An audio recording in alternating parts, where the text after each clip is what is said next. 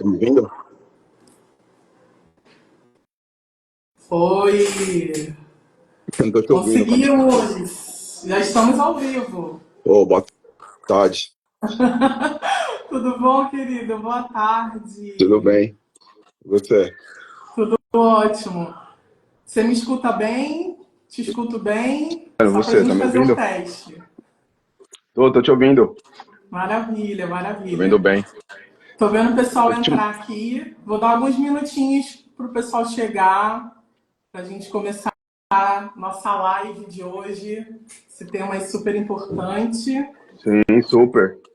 Já vi a Polly entrar aqui. Oi, Polly. Oi, Ed Arte 92. Esperar mais uns minutinhos para a galera entrar. Beleza.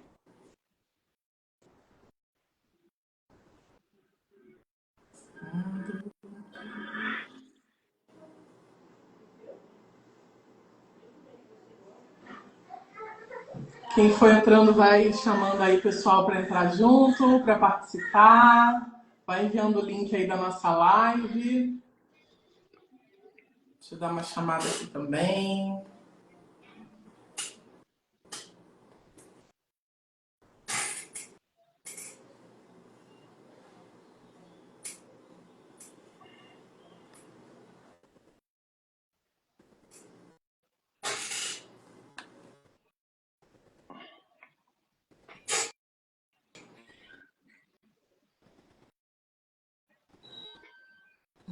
Gente.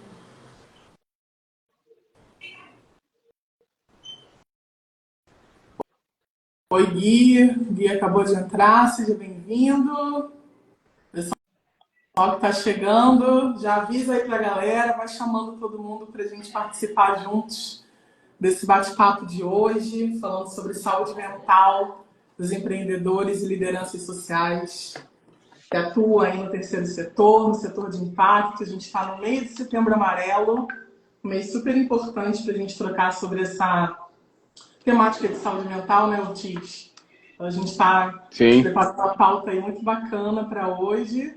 Então, vão chamando os Eu costumo, colegas. costumo dizer que saúde mental é o ano todo, né? Não só É o setembro, ano mas que todo. setembro a gente foca aí numa sensibilização maior, né? Para atenção à saúde mental e apoio, né, psicológico para as pessoas que enfrentam esses desafios, né? Mas que a gente não considere apenas setembro, como também acontece no mês de novembro, né, na Consciência Negra, que há um movimento muito maior em novembro, mas que a gente sofre racismo também o ano todo, não só em novembro. Então, acho que é importante também a gente considerar isso. Com certeza, com certeza. Ainda mais no cenário que a gente está vivendo hoje, realmente saúde mental tem que ser todo mês. Bom, vamos começar, Ortiz. A galera vai chegando, Vamos, a gente vai esquentando aqui. sim, sim. Eu queria começar já para a gente também aproveitar esse tempinho juntos. Para quem ainda não conhece a Teams, está chegando aqui pela primeira vez, muito prazer, sou Pamela Lessa, sou diretora executiva da Teams.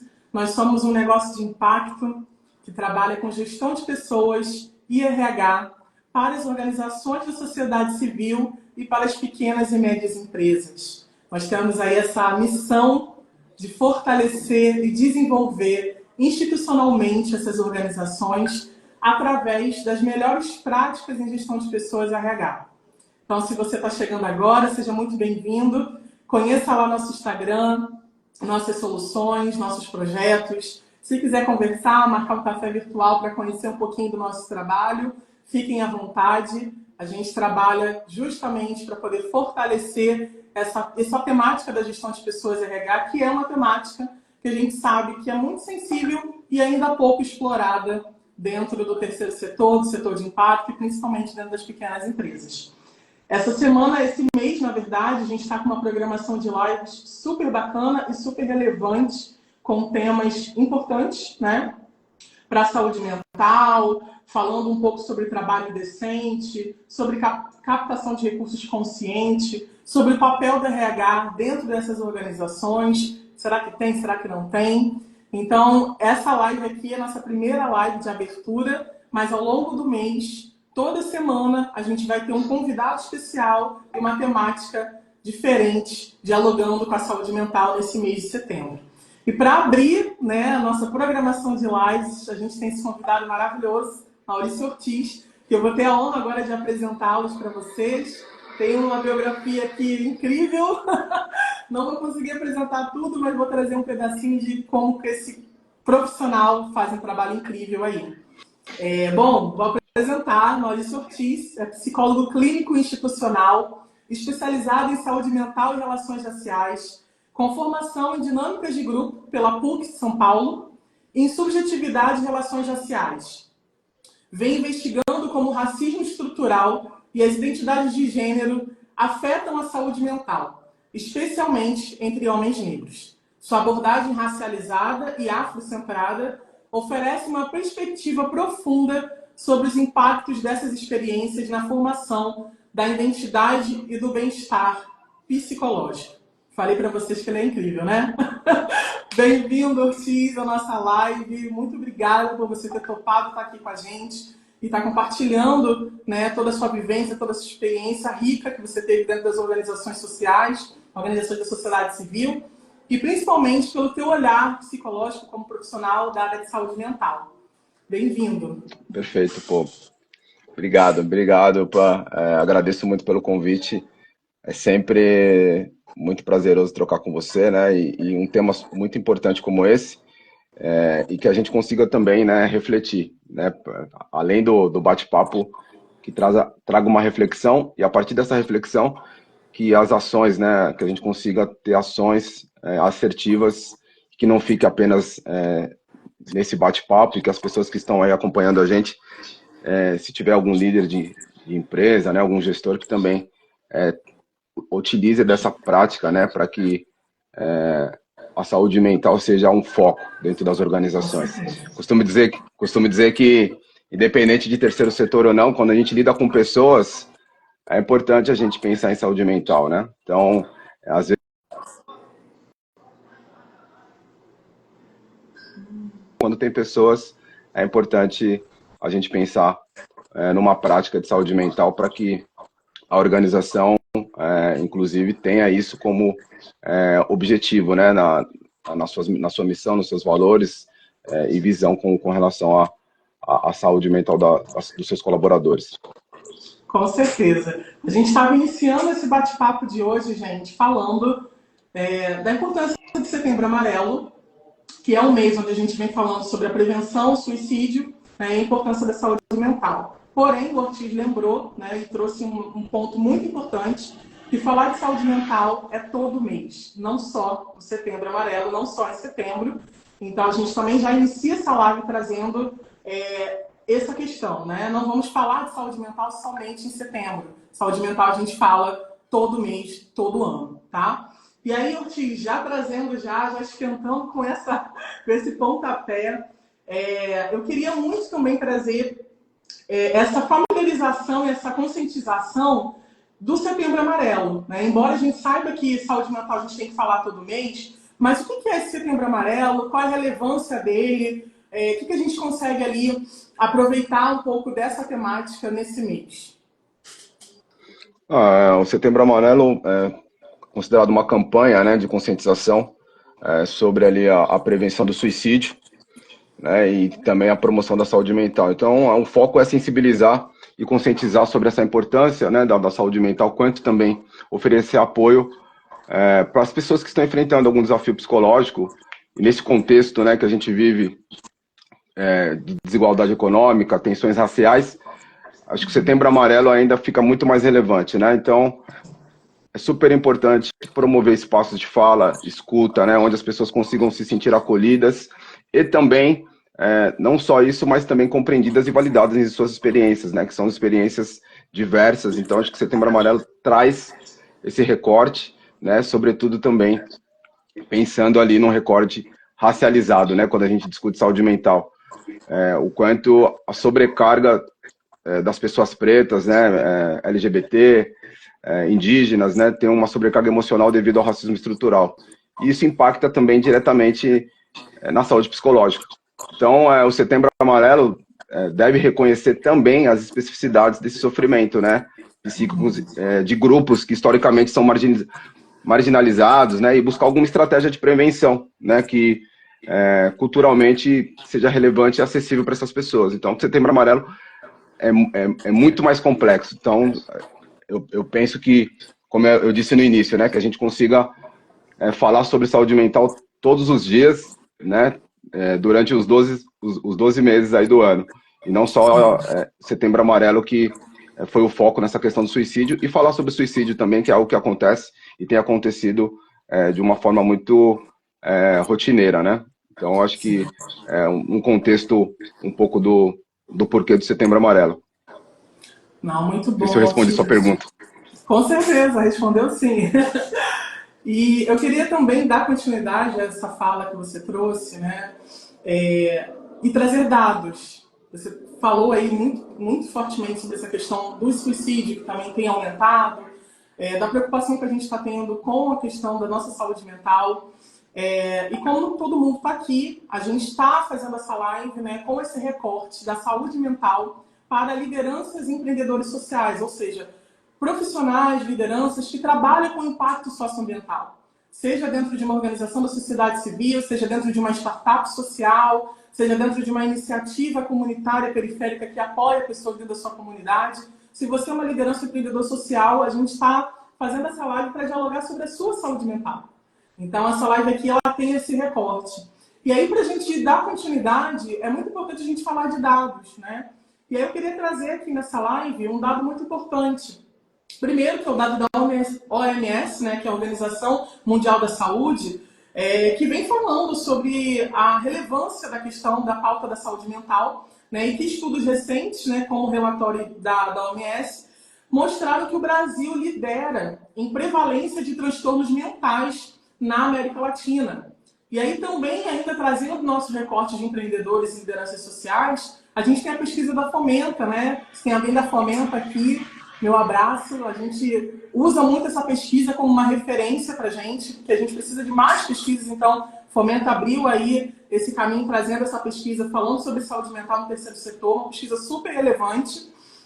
E dentro dessa pesquisa realizada ano passado, que teve mais de 800 pessoas respondendo, a gente tem alguns dados também bem preocupantes, né?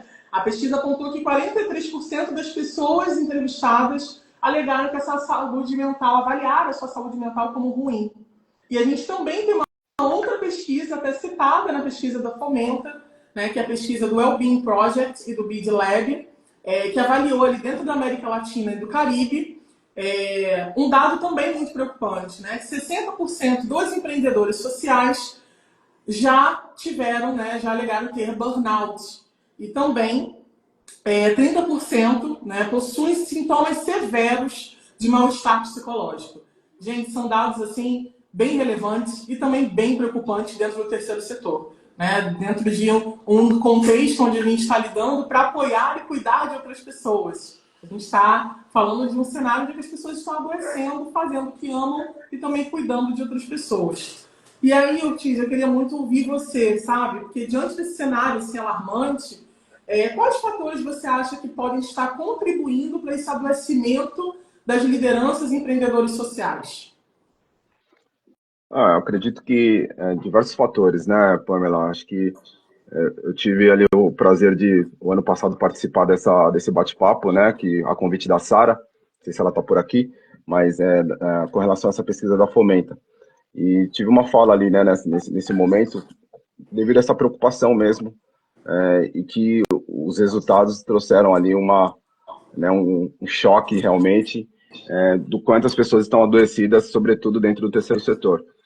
E diversos fatores, como, né, de acordo com o que eles trouxeram, né, mal remuneração, né, então era muito mal remunerados, né, o terceiro setor tem ali um estereótipo de ter uma remuneração baixa por conta de todos os desafios, e isso acaba refletindo dentro da organização e das pessoas que estão ali fazendo acontecer, né, a sobrecarga de trabalho, né, onde eles não conseguiam ter uma qualidade de vida entre vida pessoal e vida de trabalho, e isso também contribuiu ali para o maior número de ansiedade, né, o burnout, E fora, né, a desigualdade social também, com falta de acesso a serviços de saúde mental, sobrecarga, né, e desigualdades raciais e sociais. Então, esses fatores, de uma forma muito objetiva, acabam contribuindo, né, para esse número alarmante aí de muitas pessoas, né, com ansiedade, com depressão, né, sobretudo com burnout e também cometendo suicídio dentro do terceiro setor, pessoas que fazem isso. Então, acho que é importante a gente entender dessa pesquisa que é recente, mas de lá para cá o quanto a gente caminhou, né? Então, reforço isso, né? A gente dialogamos sobre essa pesquisa, tinha diversos profissionais, né, diversas empresas do terceiro setor, CEOs, diretores, e a reflexão que fica, e agora, né? A gente está aqui no mês de setembro, quase um ano depois, e o que foi feito de lá para cá? Né? A minha percepção sincera é que, de fato, a gente está caminhando muito pouco e que tem piorado. Então, de lá para cá, a saúde mental das pessoas pioraram. Então, acho que precisa, novamente, a gente debruçar sobre isso de uma forma genuína e fazer ações mesmo. Fazer ações e cuidar das pessoas que estão na linha de frente dentro do terceiro setor, sobretudo a liderança, né, essa questão do propósito. Eu vi muito sobre isso, Portis, por conta do propósito, então a gente faz e acaba realmente indo acima do nosso limite. E isso traz um sofrimento psíquico, né, que a gente não consegue mensurar. Qual que é o preço e qual a consequência disso? Então, no Brasil, né, a gente considerando que o adoecimento mental está ligado em vários contextos, né, sobre econômico e político também, há uma barreira nessa questão do cuidado. Então, o que a gente pode fazer enquanto profissionais que estamos defendendo, né, e trazer uma abordagem, né, um pouco mais interseccional, né, reconhecendo ali as diversas opressões que acabam acontecendo, né, dentro do mundo do terceiro setor. Então, mas costumo dizer, se a gente ficar sempre dando essa desculpa, né, mas o terceiro setor é isso, o terceiro setor é aquilo, eu reforço que são pessoas, né? Então, pode ser na empresa privada ou no terceiro setor, são pessoas. E quando se trata de pessoas, a gente tem que ter essa reflexão e esse cuidado, né, para diminuir o número, né, de pessoas com ansiedade, depressão. Entendo também que essas pessoas já trazem consigo aquela bagagem, né, emocional. E quando chega na organização, o que a gente faz com isso? Então, tem 50% do lado da empresa, mas tem 50% também dessa pessoa que já chega com a sua camada, com a sua vivência, né? E a sua saúde, às vezes, já comprometida. Mas a gente identificando isso, o que a gente faz? A gente dá mais gatilho para essa pessoa ter ali um aumento significativo, né, da ansiedade, da depressão, ou a gente cuida disso? Porque também, se a pessoa chega até a organização, a gente precisa cuidar, né? Chegou e agora? Né? O Ortiz chegou aqui, já vem com um histórico de ansiedade, o que a gente vai fazer para diminuir isso? E não potencializar que o Ortiz fique mais ansioso, porque ele já vem de um histórico que não era problema nosso, mas agora que ele faz parte da organização, passa a ser um problema nosso também. Então, acho que é importante ter esse olhar.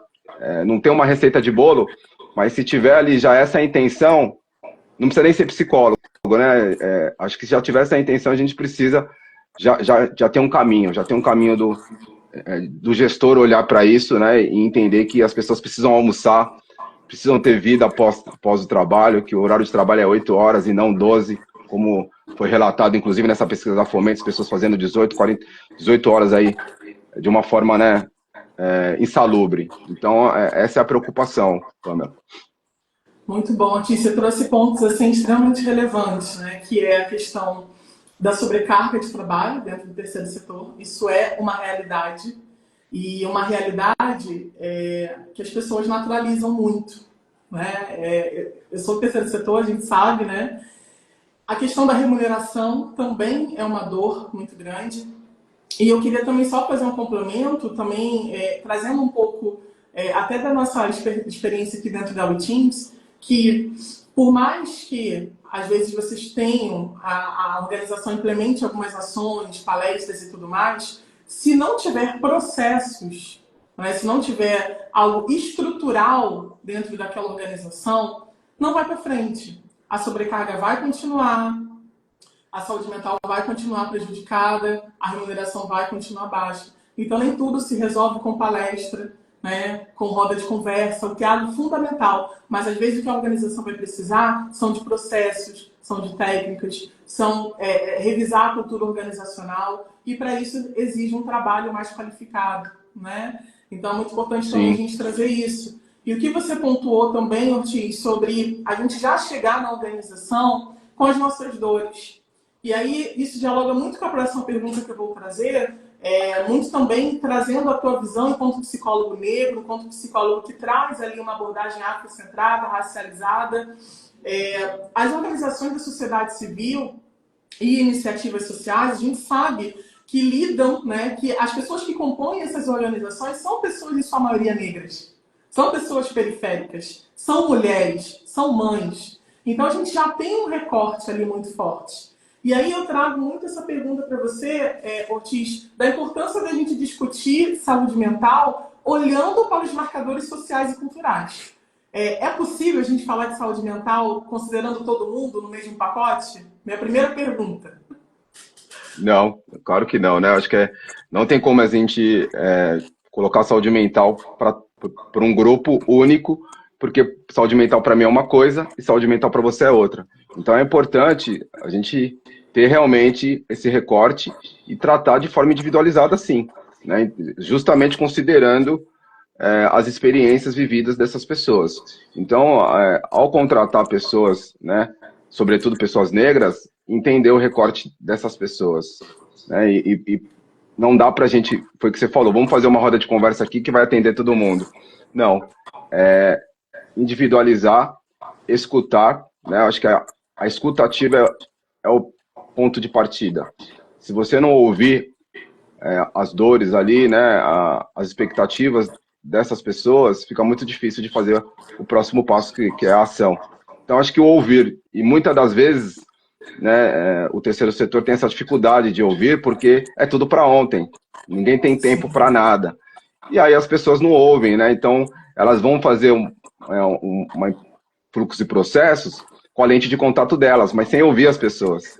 Então, ela vai fazer, ele vai fazer, fala, pô, eu vou fazer isso que faz sentido, mas faz sentido para o gestor e não para todo. Então, a escuta ativa é fundamental, né, para que a gente consiga diminuir e trabalhar uma forma estratégica de atender a todas as pessoas, né, não generalizando, porque é exatamente isso que eu trouxe.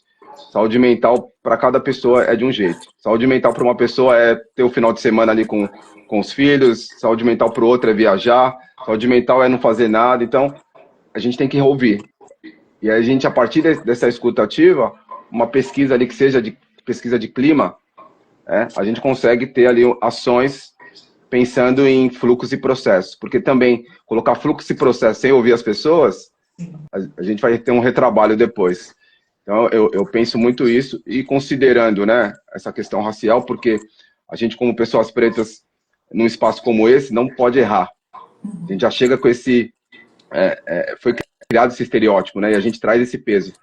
Então, para nós, o peso é muito maior. Então, não temos direito de errar.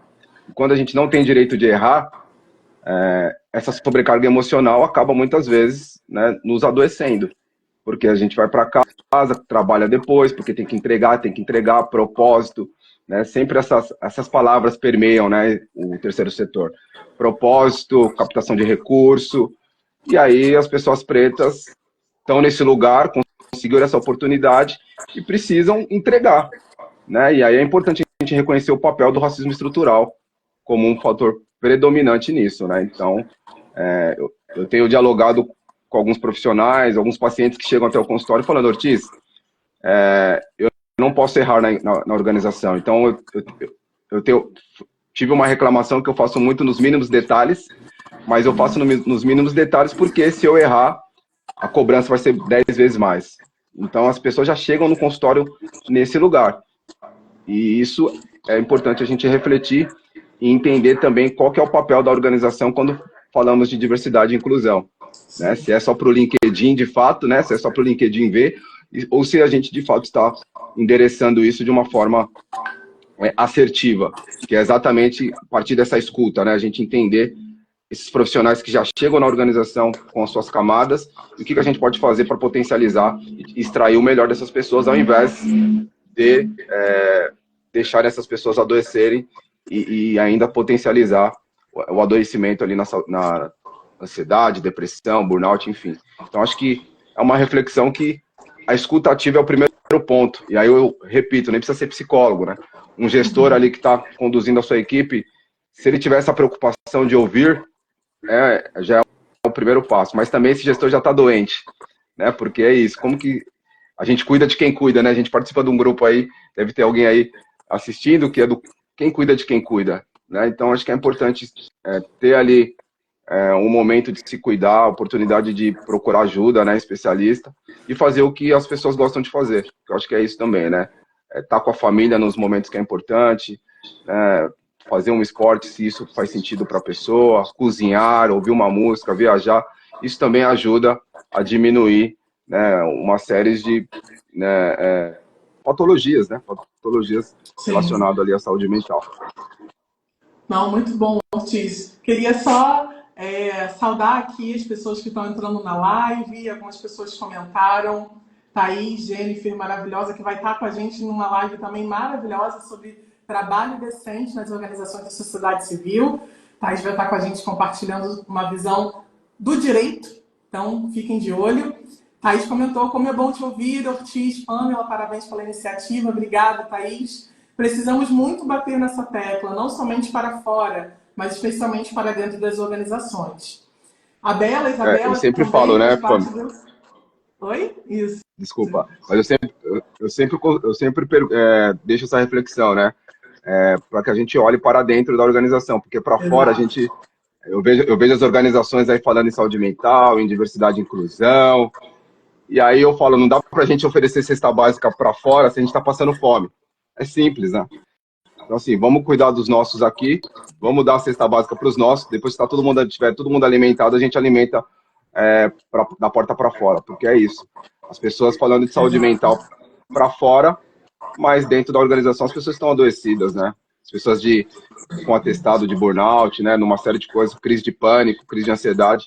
Então, é uma reflexão que eu também sempre trago para as pessoas que trabalham no terceiro setor, que é o que a gente faz lá fora, a gente tem que fazer aqui dentro também, que é a ética, a coerência, né, com os nossos. Então, é uma reflexão que eu deixo também sobre isso. Com certeza, Ortiz. O impacto é de dentro para fora.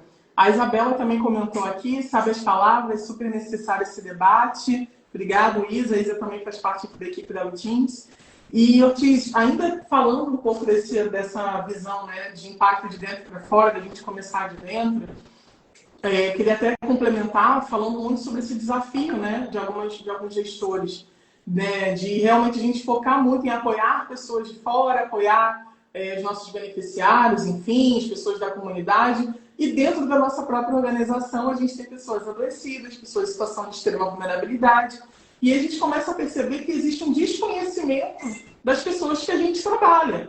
A gente tem um desconhecimento do colega de trabalho do lado, da vida que ele leva, das situações que ele passa, né? E aí eu queria te ouvir um pouco. O que a gente consegue, o que você consegue ver, o que você consegue compartilhar com a gente de como que essa organização, essas lideranças, esses gestores podem começar a conhecer melhor a sua equipe,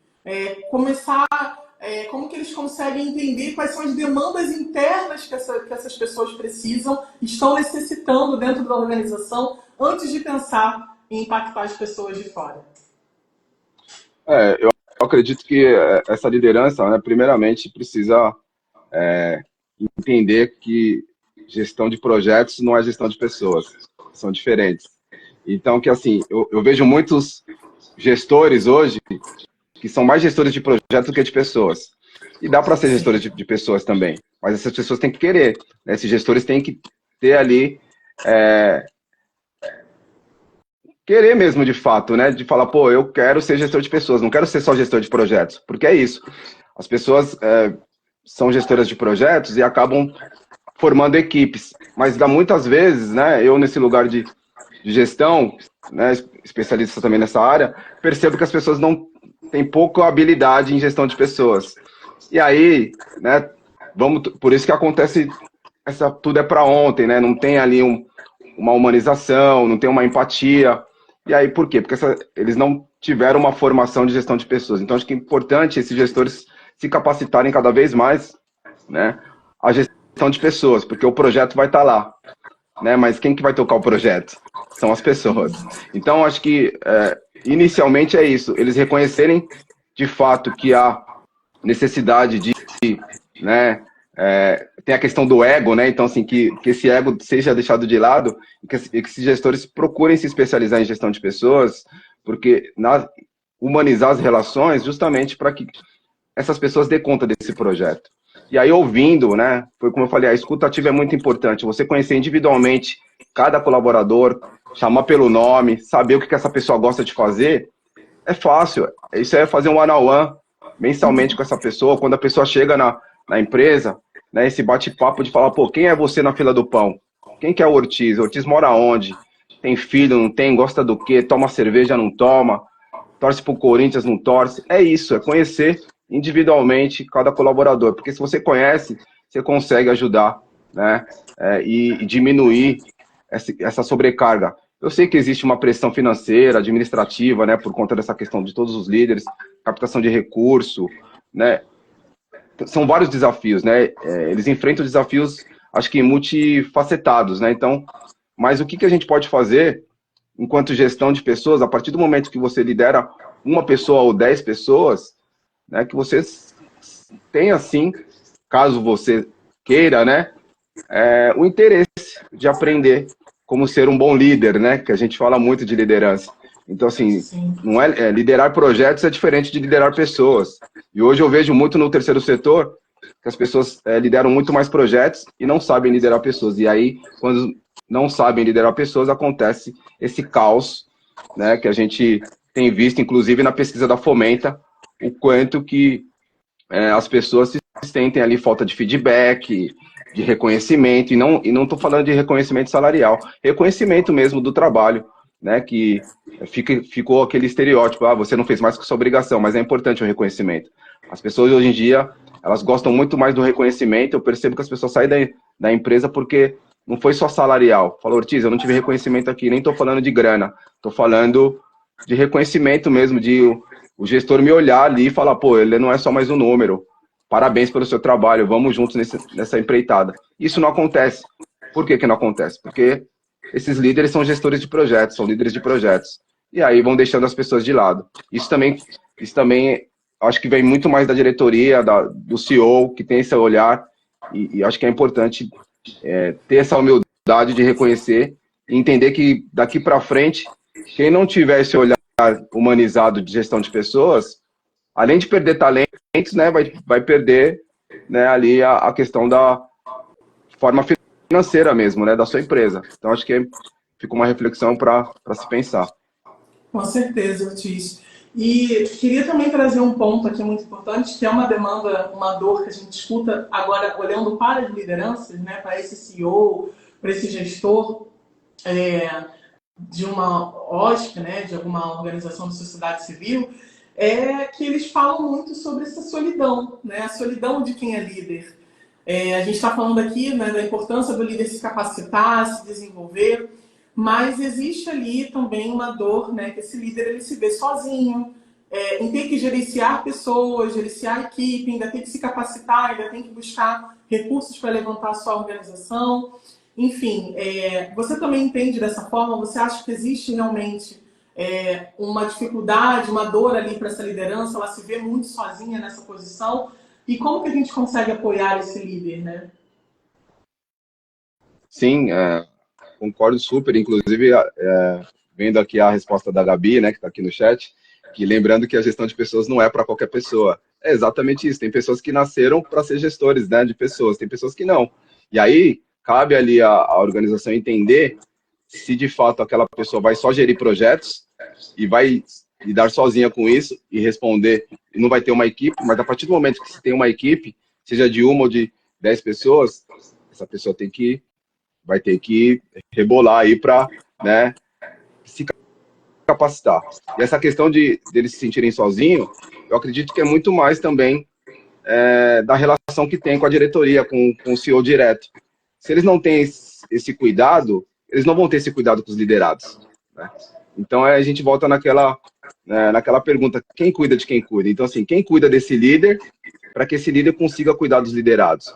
Ah, a diretoria, mas se a diretoria também não olha, a CEO ou o CEO não olha, ele também vai se sentir perdido e ele sozinho é muito mais difícil, né? Porque ele vai estar remando ali contra a maré, vai estar enxugando o gelo. Então, esses líderes, às vezes, eu acabo observando que eles apertam o botão ali e falam, ó, vamos embora e seja o que Deus quiser. Nem olham para trás. Então, eles também estão adoecidos. Uma forma de... E como lidar com isso?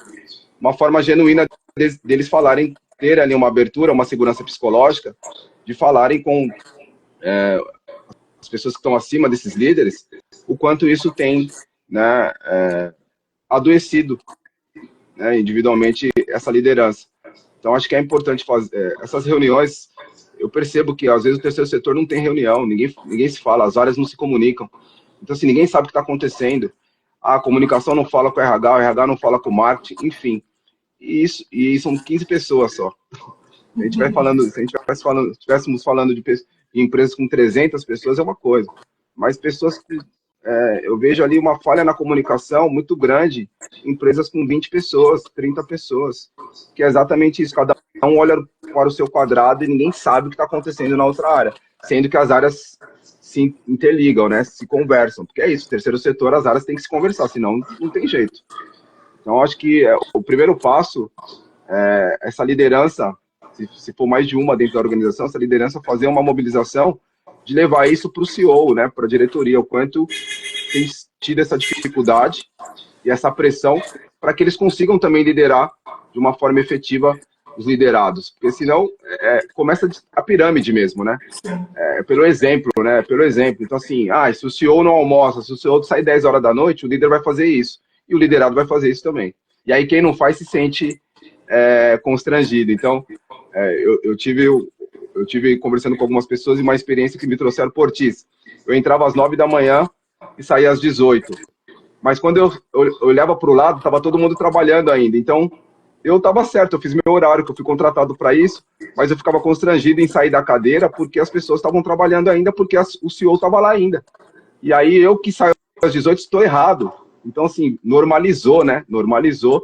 E as pessoas que faziam ali suas tarefas dentro do tempo, com gestão de tempo, tudo, quando dava 18 horas na hora de ir embora, essas pessoas ficavam constrangidas e ficavam até todo mundo sair, apagar a luz, todo mundo junto para falar, para não ser julgado ou julgado. Então, olha a camada, né, e o quanto essas pessoas ficam adoecidas fazendo isso a todo momento. Então, chega ao ponto das pessoas, eu também não vou almoçar, porque ninguém saiu para almoçar, eu vou ficar aqui até todo mundo falar, vamos almoçar. Então, são falas que preocupam bastante, né? E essa pesquisa da Fomenta traz muito isso, o quanto a segurança psicológica também dessas pessoas são comprometidas, porque elas não têm direito de fala, sobretudo as pessoas pretas, né?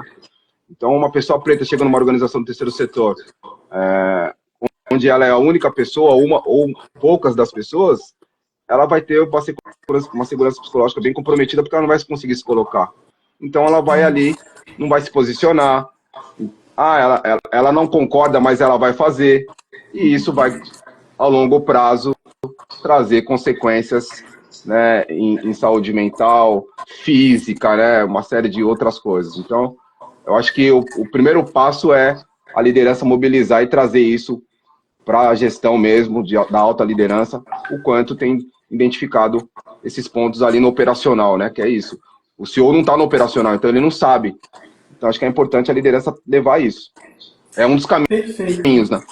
Sim, com certeza, Ortiz. Você tocou em dois pontos que eu quero continuar aqui um pouquinho, mas deixa eu só ler um comentário da Thaís falando que acredita que o trabalho decente, que é o tema que ela até vai abordar na live aqui com a gente, virá para complementar isso, pois a falta de recursos precariza demais as relações. Isso é verdade, né? A falta de recursos para as organizações, principalmente aquelas, né, de impacto socioambiental, afeta muito realmente a gestão de pessoas, né, os processos. E aí a Thaís vem falando, né? A falta de recursos humanos, financeiros e materiais. Isso é uma realidade. Eu queria até depois te ouvir um pouquinho sobre um pouco dessa realidade, né? Que afeta tantas organizações da sociedade civil, que é a falta de recursos. Como que a gente pode fazer se a gente não tem recursos? Será que tudo é a falta do dinheiro, né? A falta das pessoas? Queria te ouvir depois um pouquinho. Mas também frisar aqui, pessoal, quem está na live, quiser fazer pergunta, quiser comentar, o chat está aqui aberto, podem trazer, a gente pode abrir aqui, ler a sua pergunta, fiquem à vontade. Bom, Ortiz, eu estava ouvindo você e me chamou a atenção duas coisas, né? A segurança psicológica e também um fato muito importante que a gente trazer aqui, que dialoga com a segurança psicológica, né? Que é essa cultura, né, do propósito dentro das organizações, dentro do terceiro setor. A gente vem falando sobre quanto custa esse propósito. E a gente percebe que é muito difícil, é muito sensível esse campo dentro do terceiro setor, porque algumas violências, algumas vulnerabilidades acabam sendo escondidas por trás dessa camada, desse véu do propósito. Estamos aqui todos trabalhando para o bem, trabalhando para mudar a sociedade, transformar, e isso acaba ficando difícil, né, tornando dificultoso, né, para que as pessoas que trabalham dentro dessa organização venham a falar sobre aquilo que as incomodam, sobre até possíveis violências, até possíveis desrespeitos, né, vulnerabilidades que elas venham a passar. Então, essa segurança psicológica que você traz é algo muito importante, principalmente dentro do terceiro setor, porque as pessoas têm medo de falar e serem taxadas como pessoas que não estão trabalhando para o propósito, estão dificultando uma causa socioambiental. E aí, com isso, a gente vem perpetuando violências, perpetuando vulnerabilidades, né, e criando um trabalho não saudável para todas as pessoas ali envolvidas. Como que você vê isso? Assim? Como que a gente consegue avançar nesse espaço da segurança psicológica dentro do terceiro setor? Sem com que as pessoas...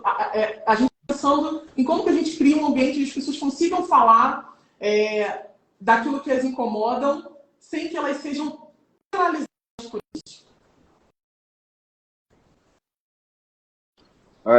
Acho que cortou um pouco aí, Pan. Deu uma travada aí, mas eu entendi como que a gente pode fazer, né? Acho que o primeiro passo é a cultura organizacional, né? Acho que é importante olhar a cultura organizacional quando a gente fala em segurança psicológica, porque foi o que a gente falou no início, né? Não adianta a gente estruturar fluxos e processos, a gente trazer ali uma ferramenta como a Safe Space de escuta ativa, né? Com canal de denúncia, sendo que acontece alguma coisa, né, na empresa com relação a assédio, por exemplo, e não é tomada nenhuma atitude. Isso acaba com a segurança psicológica das pessoas. Então, assim, não é do nada, as pessoas não criam segurança. A falta de segurança psicológica não foi do nada. Aconteceu alguma coisa que essas pessoas não se sentiram acolhidas e, a partir daí, elas recuaram. Então, e nos pequenos detalhes que você falou. Então, acho que esse olhar atento das pessoas, para as pessoas, eu foco muito isso. A gente consegue diminuir, inclusive, e de forma genuína, ter que as pessoas consigam falar, sem ser punidas, porque é isso, as pessoas são punidas. Essa é o relato, inclusive, na pesquisa, que as pessoas não falam por medo de ser punidas, porque depende do trabalho, tem medo de ser mandado embora. Então, assim, são uma série de coisas. Então, acho que a mudança da cultura organizacional é um primeiro passo. E como que vem essa mudança, né? Através do CEO, né? Do que essa empresa quer enquanto organização do terceiro setor.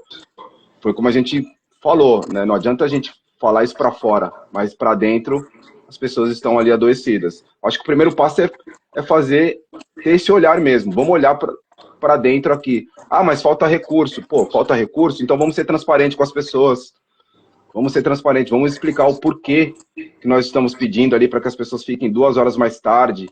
Mas não tem isso, essa comunicação não acontece. E aí, quando não acontece a comunicação, não tem tempo, tudo para ontem. E aí vem a questão, aí as pessoas que se colocam e não são ouvidas, a segurança psicológica foi comprometida ali. É igual confiança, é igual relacionamento, né?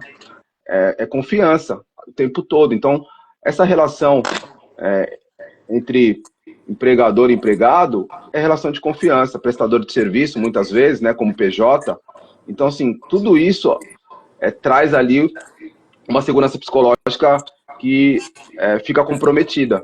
Sim. Então, acho que a questão da falta de recurso é evidente, sim, mas o que a gente pode fazer, então, com isso? Vamos montar um time, né, não tão grande, mas vamos montar um time competente, porque é isso, né? Às vezes eu percebo que algumas organizações colocam a carroça na frente dos bois, né? Então, assim, vamos contratar 50 pessoas, aí mobilizam pessoas de tudo quanto é lugar, pessoas que são do Rio vêm para cá, pessoas que são de outros estados, e aí chega no final, dá 6 meses, 1 ano, manda a pessoa embora. Então, por que aconteceu isso? Porque não tem recurso. Pô, mas não foi pensado de uma forma estratégica ali, e aí tem que assumir o erro, né? Porque eu sempre falo, a falta de recurso sempre vai existir, mas dá para a gente trabalhar também com um pessoal reduzido, com um time reduzido, mas um time competente, que estão alinhados, né, com a comunicação, com a estratégica, porque aí fica muito mais fácil. Quando a gente sabe o que a gente tem que fazer, há uma transparência. Eu percebo muito que há uma falta de transparência, pelo que as pessoas trazem, né, nas conversas que eu tenho sobre isso, que não há transparência dentro do terceiro setor. As coisas acontecem com essa questão, é propósito, mas não tem transparência para onde o dinheiro está indo, para onde que vai, se a gente vai ter emprego amanhã. Então há uma insegurança muito grande, né? Por quê? Porque dependendo da organização, se não tiver bem estruturada, vai acontecer mesmo. Então acho que fica também essa reflexão, né? Da gente dá para trabalhar com um recurso, com pouco recurso, mas também com poucas pessoas, porque se tem pouco recurso não dá para a gente contratar acima do esperado, porque lá na frente a gente vai demitir. Então é uma falta de responsabilidade a gente fazer isso, inclusive, né? Mexendo com a vida das pessoas. Então, se a gente sabe que daqui a 1 ano ainda não tem ainda uma aderência para a contratação, não contrata. Mas é o que eu mais percebo, que as pessoas vão contratando, vão abrindo processo, e aí, né, dão ali expectativa, né, para essas pessoas, e que no final essas pessoas saem da empresa. Então, eu fico dialogando, né, e estou conversando aqui com a Gabriela, a gente está falando sobre isso, eu e você conversa muito sobre isso, né, o que a gente pode fazer, né, para não criar expectativas, mas também manter essas pessoas dentro das organizações do terceiro setor. Eu acho que é com uma boa gestão. Começa ali fazendo uma boa gestão, tendo uma experiência em gestão, em fluxos e processos, e querendo acontecer também, porque eu sempre falo, a gente pode trazer aqui o Silvio de Almeida, né? Se as pessoas não quiserem mudar, vai entrar pelo ouvido, vai sair pelo outro. Então, eu sempre costumo dizer também no consultório, você tá vindo aqui não é Dorflex, não. Tá? Você vai tomar um Dorflex e vai sair curado, né? É um processo. E nas organizações é isso, né? As pessoas acham que é Dorflex. Vamos tomar um Dorflex, tá tudo bem, resolveu a vida. E não é por aí. Sim. Eu queria, Ortiz, também complementar a tua fala, que eu acho que é muito importante a gente também pensar que as organizações da sociedade civil, as organizações que trabalham com impacto socioambiental, elas têm a responsabilidade com as pessoas da sua organização. Principalmente se são pessoas negras, pessoas periféricas, pessoas que estão dentro de grupos subrepresentados, né? Pessoas, como você falou, que já vêm com uma bagagem, já vêm com seus marcadores, suas dores. A gente também tem essa responsabilidade, né? Essa organização ela tem responsabilidade com isso. Em não perpetuar, em não continuar reproduzindo violências. E eu acho que a gente tem aí um grande desafio pela frente, que é fazer com que as organizações entendam que os indicadores que a gente mostra para fora, eles também têm que refletir dentro da nossa organização. E aí, quando você traz a questão do gestor de projetos, gestão de pessoas, né, a gente, frequentemente, dentro de uma gestão de projetos, a gente tem lá os indicadores que mostram se aquele projeto atingiu o resultado, atingiu a meta, né, teve sucesso. Mas ninguém tem um indicador que mostra como que a equipe daquele projeto se sentiu, né? Ou a qualidade que teve, as pessoas, se elas foram bem tratadas, se elas conseguiram desempenhar aquela função com as ferramentas necessárias no ambiente seguro. A gente não tem esse indicador. Dificilmente a gente vê nos relatórios, né, das organizações alguns indicadores mostrando o clima organizacional, depoimento dos funcionários, realmente que seja um depoimento verdadeiro, genuíno. Então, acho que a gente se preocupa muito em mostrar esses relatórios, esses indicadores para conseguir captação de recursos, mas a gente não traz esses indicadores do ambiente interno da nossa organização. E aí eu acho que a gente precisa ressignificar também como que essas organizações elas são avaliadas hoje. Será que só a quantidade de pessoas impactadas é um bom indicador para avaliar se essa organização é boa ou não? É uma reflexão que a gente precisa fazer, avançar um pouco mais para além desses indicadores de quantas pessoas... Travou? Deu uma travada, mas eu acho que melhorou. Conseguiu? Voltou agora? Voltou. É bem complexo, né? Eu acho que, eu costumo dizer, esse bate-papo, ele requer ali algumas horas, né? A gente passaria um dia inteiro falando sobre isso, porque são muitas camadas, mas que é importante a gente trazer, né? Inclusive a sobrecarga e o acúmulo de tarefas, né? Causam uma exaustão enorme, né? Para as pessoas. Por mais que o ambiente seja agradável às vezes, as pessoas se sentem culpadas, né? Incapazes, porque é isso. E exatamente olhando a pesquisa da Fomenta, né? Tem ali os principais fatores de estresse, né? E aí aparece em 64% excesso de demandas e tarefas, né? Falta de recursos inadequados, 50%, né? Prazos apertados, então essa questão de tudo para ontem, não tem ali um planejamento, então, vamos fazer um projeto, e aí as pessoas passam madrugadas fazendo, né? Então, falta de equilíbrio entre vida pessoal e trabalho. Então, esses são os principais fatores estressantes dentro do terceiro setor, a falta de clareza nas expectativas e metas, que a gente acabou de trazer, a baixa colaboração. Então, assim, são uma série de fatores que implica pra caramba, né, no final, e trazem ali consequências graves, sobretudo para quem está ali na operação, né, que muitas das vezes são pessoas que nem têm o direito de ficar doente. Quantas vezes as pessoas, né, pô, Ortiz, estou doente, mas eu tenho que trabalhar. Falei, pô, pelo amor de Deus, descansa. Não posso, tem que entregar. Estou com atestado aqui, eu nem peguei atestado, mas a pessoa está extremamente doente.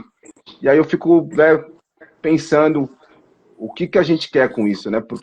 Como que as pessoas chegam nesse lugar? Né? Como que as pessoas conseguem chegar nesse lugar? E aí é o exemplo, né? É o exemplo.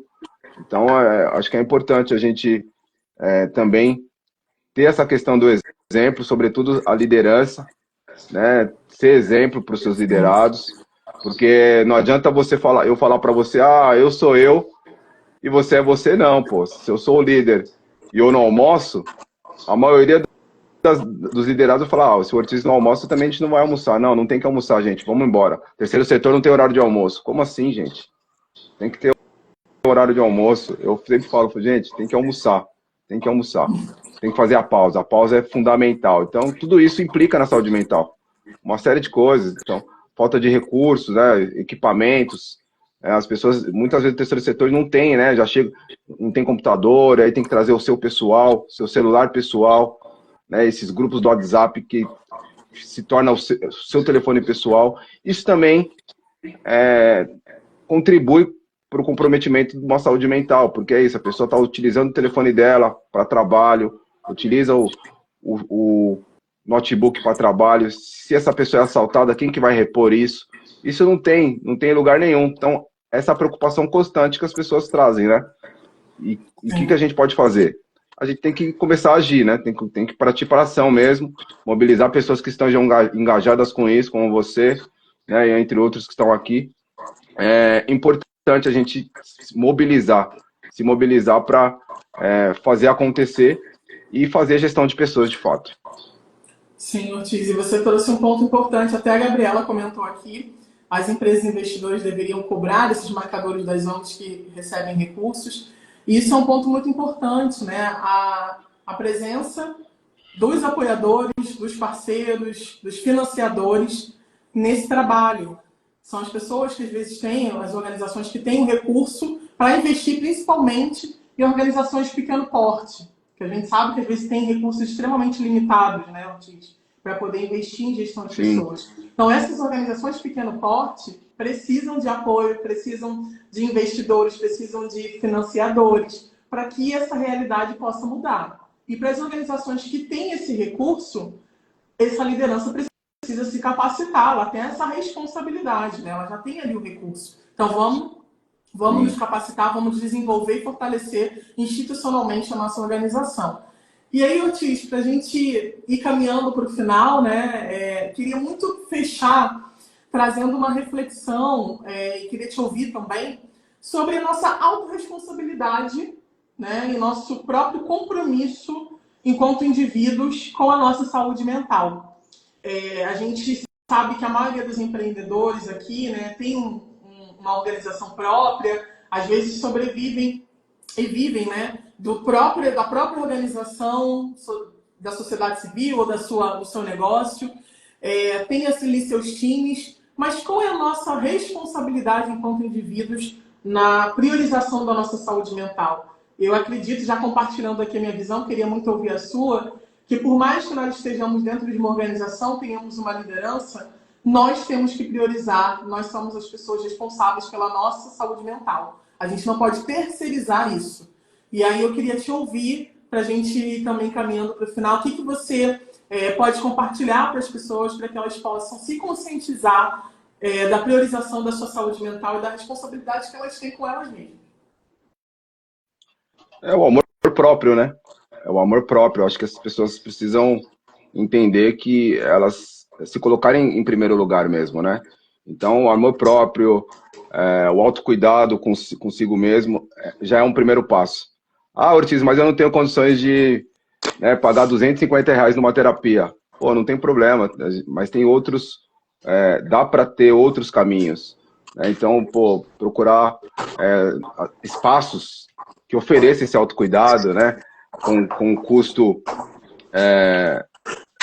reduzido, fazer ali, trabalhar com grupos de apoio, participar de mentorias gratuitas entre líderes, né, sobretudo negros, com práticas de autocuidado, com meditação, e a pausa mesmo. Às vezes, como eu falei, né, não dá para a gente generalizar, não é uma receita de bolo aqui, mas que cada um entender o que faz bem, né, para si e tomar isso como prioridade. Então, tem pessoas que já me relatam, falam, Ortiz, eu adoro cozinhar, para mim é terapêutico, não é terapia, mas é terapêutico, né, o cozinhar.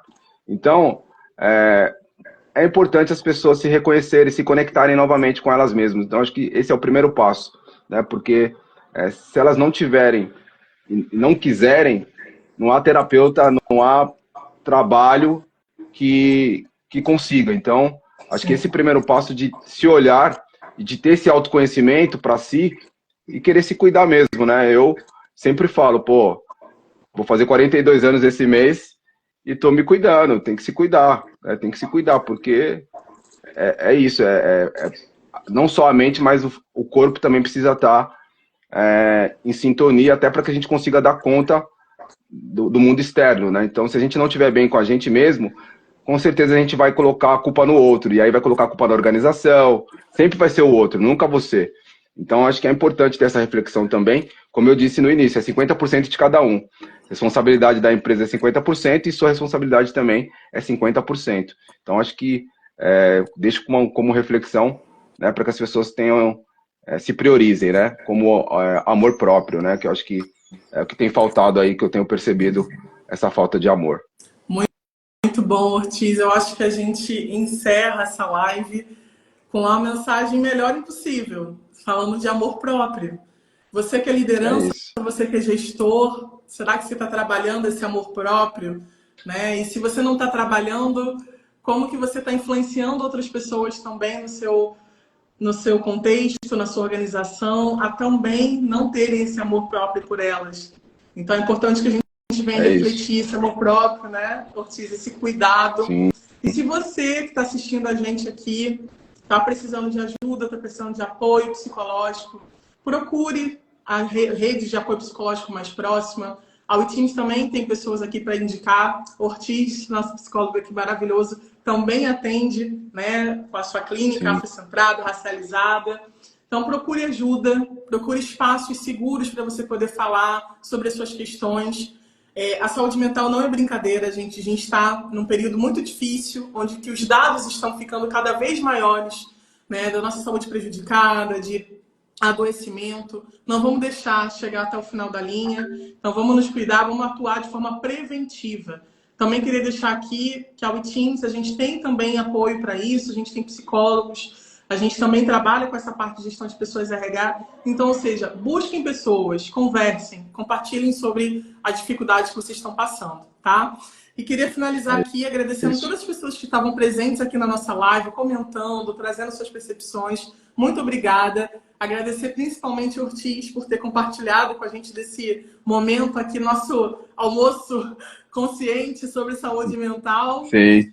Agradecer você e dizer que foi uma troca incrível. A gente vai deixar essa live aqui salva e também vai compartilhar no YouTube depois para quem quiser acompanhar. E é isso, Ortiz, se quiser finalizar também com mais alguma palavra, assim a gente encerra. Agradeço. Acho que é um bate-papo super importante, mas que, né, como eu falei, daria aqui umas 5, 6 horas de conversa, porque são várias camadas aqui, a gente fez alguns recortes, né, super importante.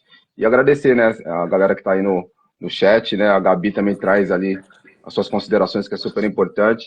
E é isso, vamos em frente, vamos juntos, que juntos a gente é mais forte. Muito bom. Ó, o Estevão está falando, obrigado pelas reflexões, vocês tocaram em vários pontos relevantes para a gente. Obrigado, Estevão, espero que tenha sido bom aí para vocês. Compartilhem essa live, pessoal, com a rede de vocês, com as pessoas que vocês conhecem.